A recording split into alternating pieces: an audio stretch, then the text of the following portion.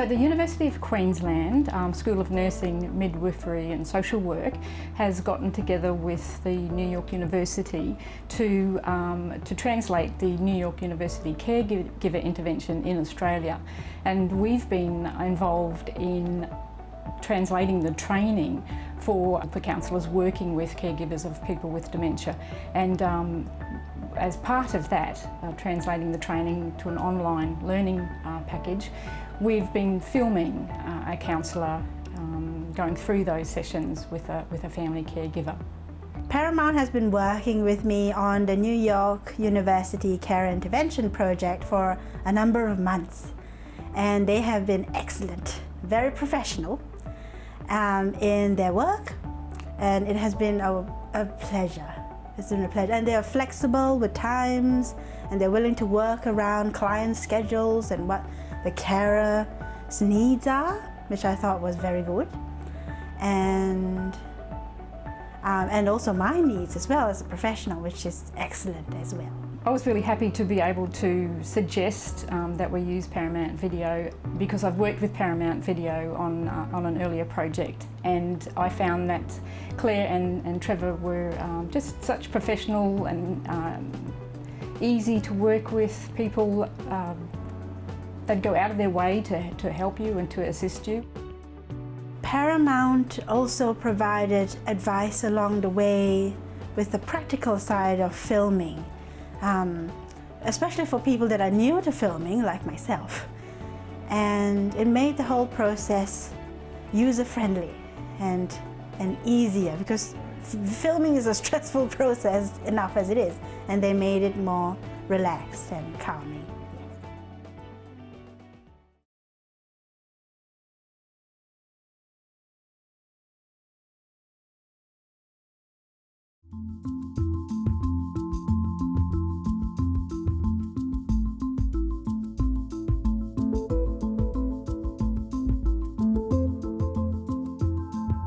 I used to find it really hard to talk to women about smoking. It was one of those tricky, difficult conversations.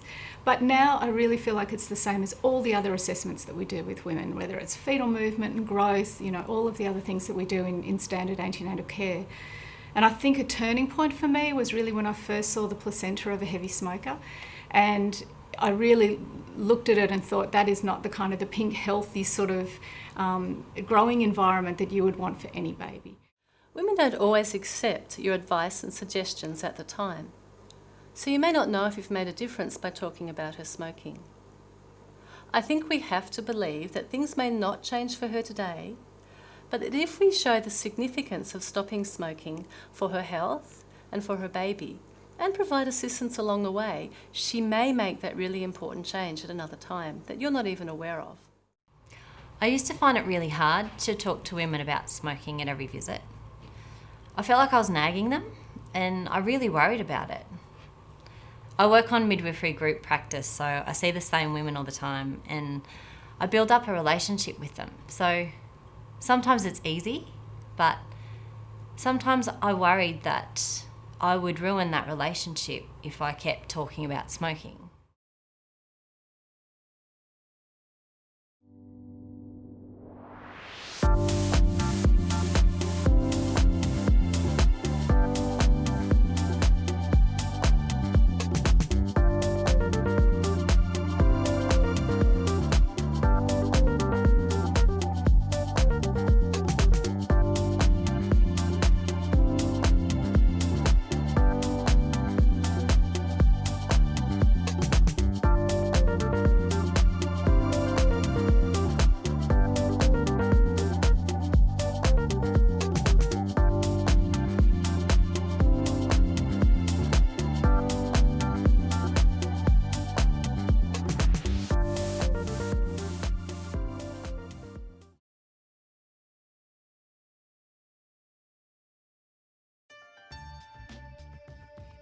Welcome to HeartCare Sunshine Coast.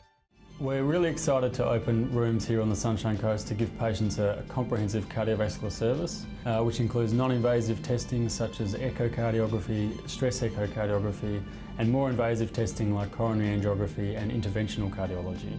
The facilities here in the Sunshine Coast University Private Hospital are excellent. With our state-of-the-art equipment, patients will get quality treatment as well as a personalised service.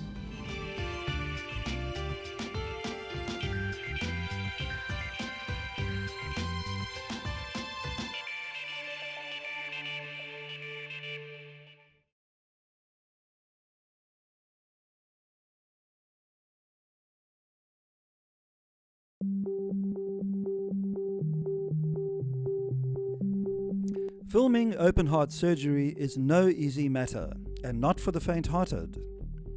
Australian company Admetus have developed an organic patch called a cardiocell, which, placed inside the heart, is accepted by the body. Previously, patches have been rejected or have calcified. Leading surgeons at Brisbane's Mater Hospital have used the patches successfully, and now this Australian product is being marketed in Europe. In the following interview, we talked to Admetus sales director Danny Zanardo, right after just filming an operation together.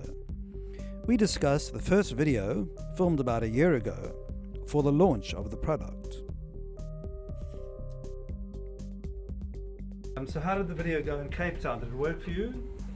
Trevor, yeah, the video was really good. We had it set up on a trade display at a big exhibition, so it generated a lot of interest. You know, the video was very specifically targeted at surgeons, and surgeons, found it very informative and very interesting. Yeah, it was a global launch of our product CardioCell.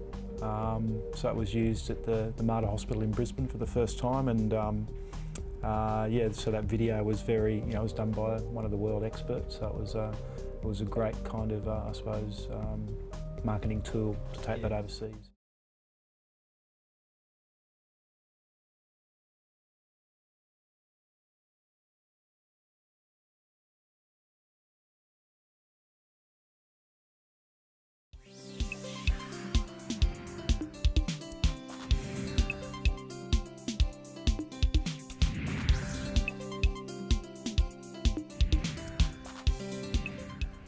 When an older person is in the hospital, everyone's emotions may be heightened.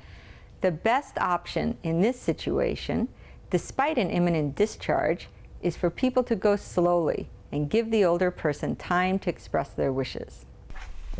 I've asked you here today to talk about your mum. She's ready to be discharged and she feels she'd like to go home. However, although she can't stay in hospital any longer, the doctors feel she may still need a little help until she's fully recovered. Well, we'd love her to come and live with us, but we both work and there'd be no one with her all day. In any case, there's far too many stairs and that for Mum to get around the house. It just wouldn't be practical for Mum. Yeah.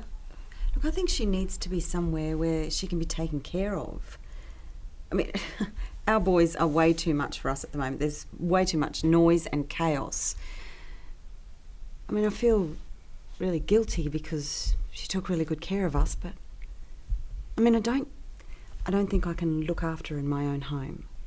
It's not an easy decision to make, especially when you're trying to balance what's best for your mum with what you can manage yourselves.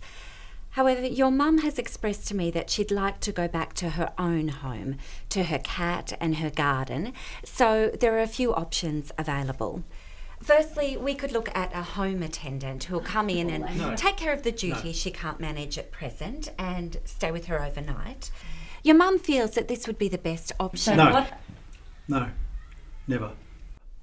Well, we don't want a stranger in Mum's home, and besides, the cost is completely out of the question.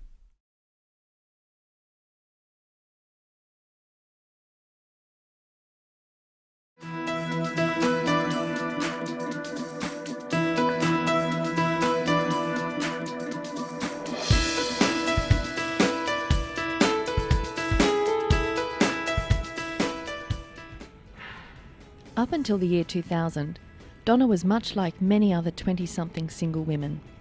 She worked hard during the week and on weekends socialised with her friends. But just before her 29th birthday, Donna made a bad decision. one which was to have far-reaching consequences. My brain injury was a result of illicit drug use and the fact that I also had pneumonia at the time, and I had a massive overdose. And what happened was I hit my head, I fell backwards and hit my head, and I got vomit caught in my airways, and so that was how I acquired my brain injury.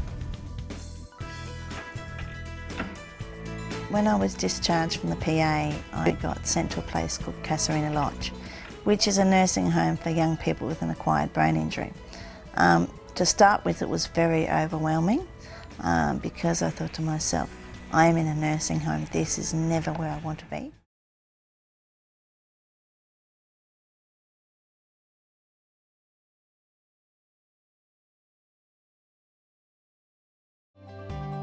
Australia, the lucky country. Queensland, the sunshine state, blessed with the great outdoors and abundant sunshine. This paradise becomes a nightmare when too much sun, skin cancer, or too little leads to vitamin D deficiency. Queensland is the skin cancer capital of the world, and the AusSun Research Laboratory wants to change that. Located at the Queensland University of Technology, AusSun was established in 2004 to pioneer research in skin cancer, ultraviolet radiation and vitamin D. The work at AusSun is diverse, from the laboratory to the clinic to the community. It was an idea that we wanted to be a centre of excellence, focusing in upon this health duality of sunlight exposure. That is, there was no one else in the world really looking at overexposure of sunlight leading to skin cancer and underexposure of sunlight that may lead to vitamin D deficiency, bone and maybe cancer prevention as well.